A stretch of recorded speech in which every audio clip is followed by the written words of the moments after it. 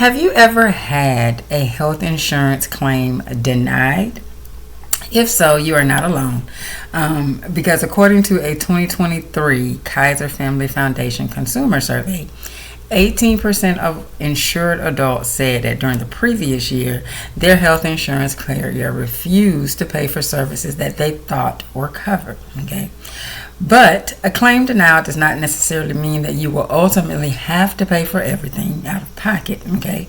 And so in this video, I'm going to go over why your health insurance claim may have been denied, and also make sure you stay to the end because I'm going to give you some steps that you can take that may help you to get your denial overturned, okay?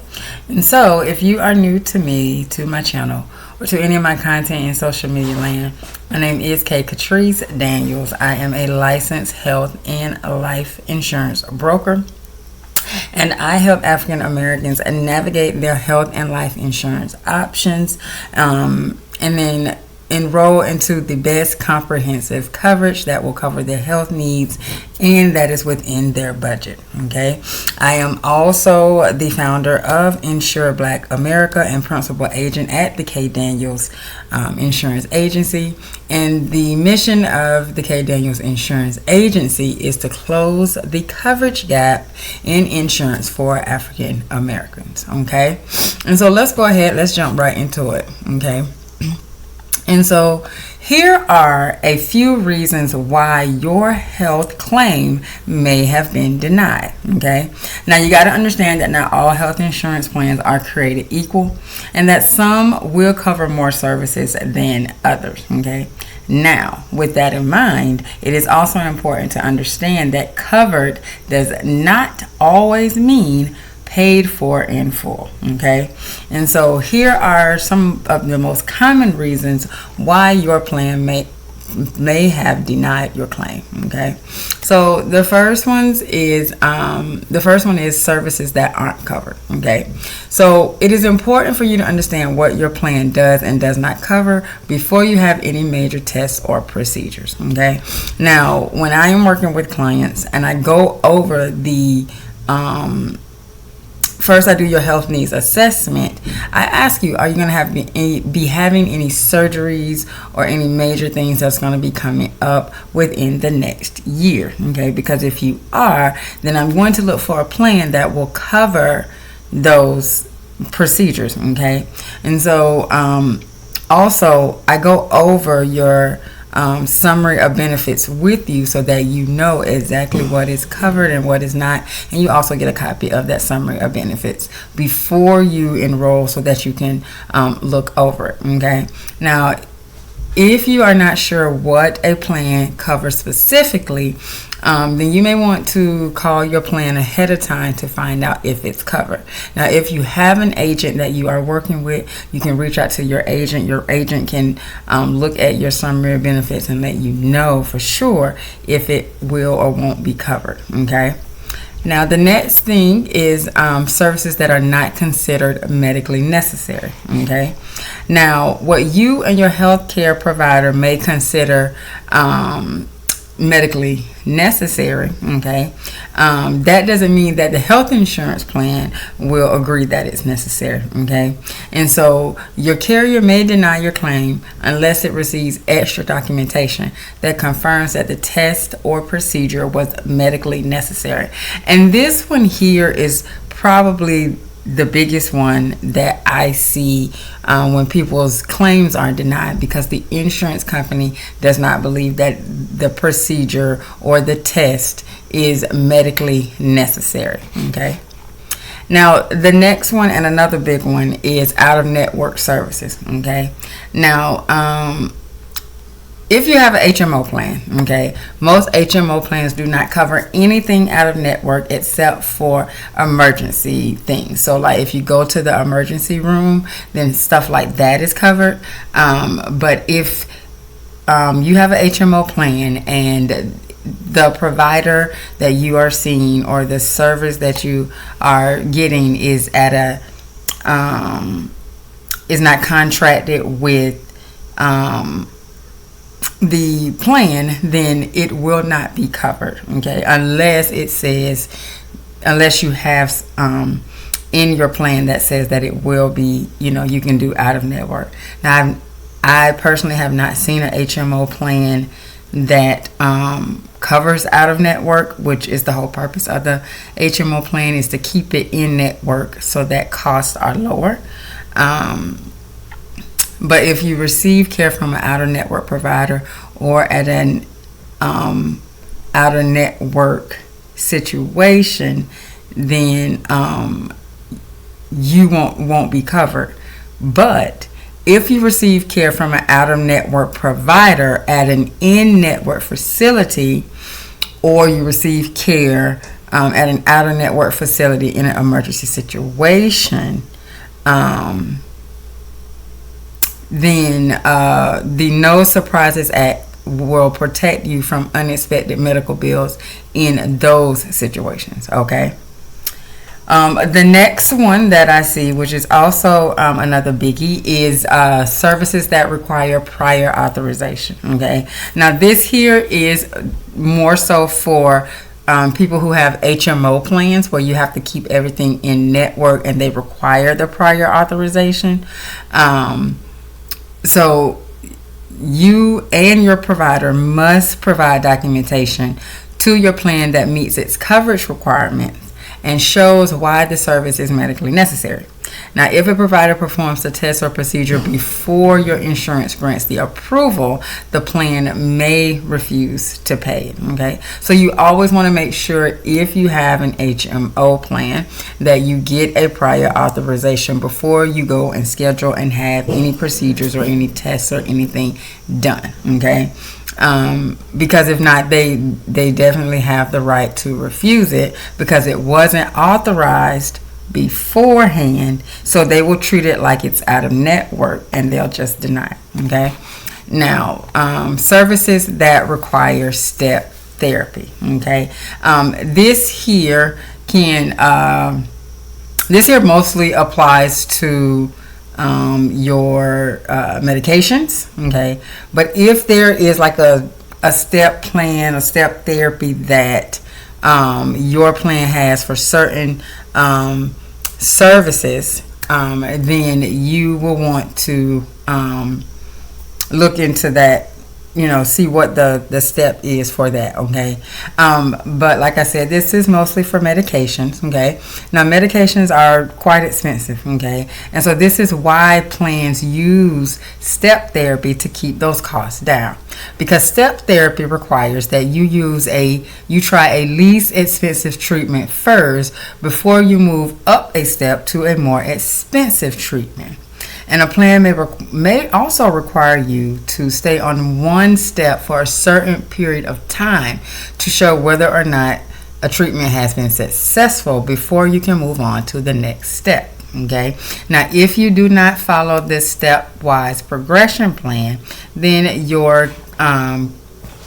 the plan may deny your coverage. Okay. All right. And so the next one is coding issues. Okay. And so, even if the service is medically necessary, you could get a health claim denial if the wrong billing codes were used by your provider, okay? And so it's important to communicate with your healthcare provider's billing office if your claim was denied for any reason. So if whoever is doing the coding, the billing coding for your insurance, that department, you have to make sure that the service that you received matches the necessary code, because if not, they'll deny it, because basically you're trying to get paid for a service that you didn't have. Okay. And then the last one is screenings versus diagnostic. Okay. And so now, if you have an ACA plan, non-grandfather health plans in the individual and group markets, okay, are required to cover certain preventative care without any cost sharing. Okay, so you're not supposed to pay for certain preventative care things. Okay, but some services, such as colonoscopies and mammograms, even though they are they fall under the jurisdiction of the 11 the 11 things that must be covered for insurance for ACA, they can be considered screenings or diagnostics depending on the circumstance. Okay, so you might find that your health plan has applied the cost of your screening to your deductible, meaning that you have to pay for it because their billing considers it as a diagnostic test rather than a screening test. Okay, now it could also be that it was an error on the part of the medical provider's office as far as the coding. Okay, so if you get a mammogram or a colonoscopy, those are screening tests. But if they find something, most of the time if they find something and they have to do further testing, then it goes from screening to diagnostic. So it just really depends on what's found. Okay, when they are doing it. Okay. Now, so that's why. Okay, those are the reasons why, and there's more, but those are the main reasons why your insurance claim could have been denied. Okay, so what can you do, right? What can you do when your claim is denied? And if you are watching this and you've had a health insurance claim denied by your insurance carrier, let me know in the comments, and also let me know what did you do to get it paid for, to get this decision reversed, if you did anything at all. Okay. And so according to the Kaiser Family Foundation survey, 26% of survey consumers reported that they had a health denial claim that caused a delay in their care, and 24% reported that they did not get the care that they needed at all. Okay. And of the survey consumers whose claims were denied, 24% reported having a decline in their physical or mental health. Okay, so even with those stats, not everybody takes the necessary steps to try to overturn their denial. Okay, and so of those surveyed consumers whose claims were denied, only 15% said they filed a formal appeal with their health insurance plan. Okay, and so part of the problem with the low rate of appeals is that many people don't understand their rights when it comes to filing an appeal. Okay, and the process can seem confusing and intimidating at first if you do not know where to start. Okay, but I'm going to give you the steps so that you can, if you do get an insurance claim denial, you'll know what to do in order to file an appeal with the insurance company. Okay, and so the first step is to pay attention to filing deadlines. Okay, the clock starts ticking when you have been notified about your health claim denial. You will receive a denial letter that will let you know how long you have to try to appeal the decision. Okay, so within that time frame, you want to make sure that you gather any necessary information, access any necessary forms, and complete any required paperwork and get it submitted back to the insurance company before the due date. Okay, that is key, because once that appeal deadline has expired, that's it, and the decision is final. Okay, now step 2 is you want to find out the reason for the denial. Now, the denial letter may or may not give you the specific reason your service was denied. Okay, and so CMS recently finalized a rule that will require more transparency with prior authorization denials in the future. Okay, in the meantime, if you have any questions as to why your claim was denied, then you're going to want to call your health plan to get more information so you can know how to proceed. Okay, now if you do this and you don't understand exactly what they are trying to do for you, or what they're actually asking you for, okay, you want to make sure that you have pen and paper on hand. And so you're going to want to document when you called, the date and the time of your call, who you spoke to, so that you'll have a record that you were actively working to try to get what you needed for the appeal. Now, if you are working with an agent, the information that you took down after you called the insurance company, you can reach out to your agent so your agent can explain to you exactly what that means, and then that way you'll know how to proceed. Okay, and so once you find out the reason for the denial, then you're going to want to gather the necessary information. And so you will need to gather this information to try to overturn your insurance denial and get your service covered. Okay, so this may include your claim number, the name of the service, the reason that the service were needed, the dates of service, copies of medical records related to that service, and any communications between you and your plan, including a copy of your denial letter. Okay, and then for step 4, if it is necessary, then you're going to want to reach out to your healthcare provider. Okay, which your healthcare provider more than likely will be willing to assist you when it comes to appealing the denial, because they want to get paid. Okay, so if your insurance claim was denied because of a coding issue, then you're going to want to reach out to your healthcare provider's billing office.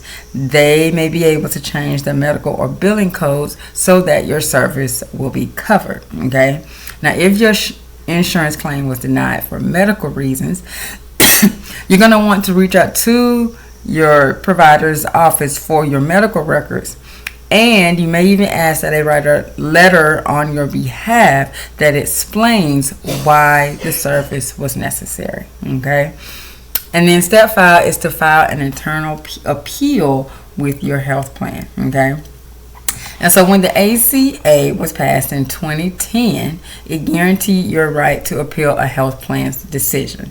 Now, your first attempt to overturn a denial occurs through an internal appeal that you file directly with your health plan. Okay, follow their protocols and make sure you complete all necessary forms and send in all necessary materials and documents by the deadline. Okay. Now, if you aren't sure how to proceed with an appeal and you do not have an agent, then you may be able to reach out to a consumer assistance program in your state. Now, not all states have them, okay? But these programs can help you, can help explain your health insurance options.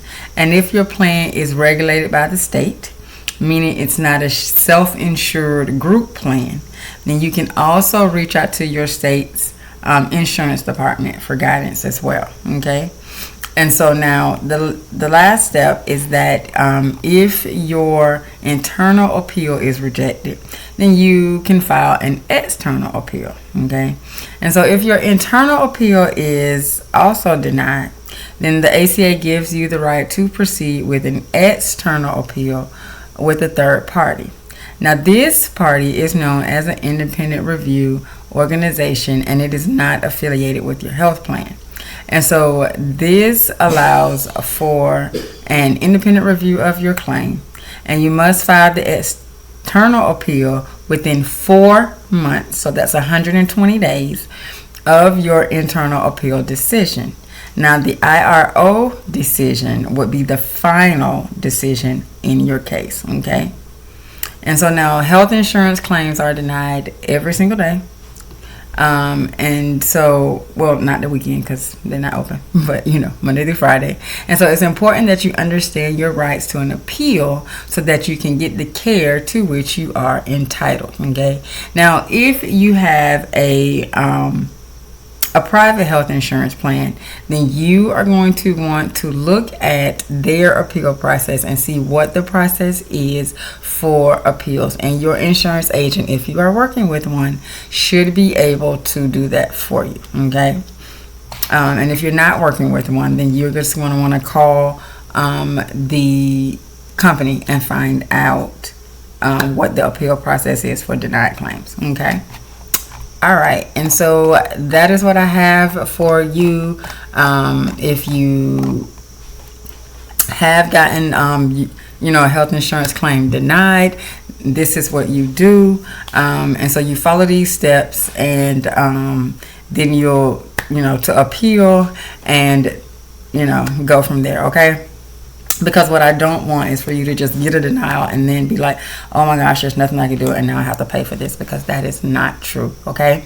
And so I hope you found value in this video. If you did, please do share it out so that others may have access to this information as well.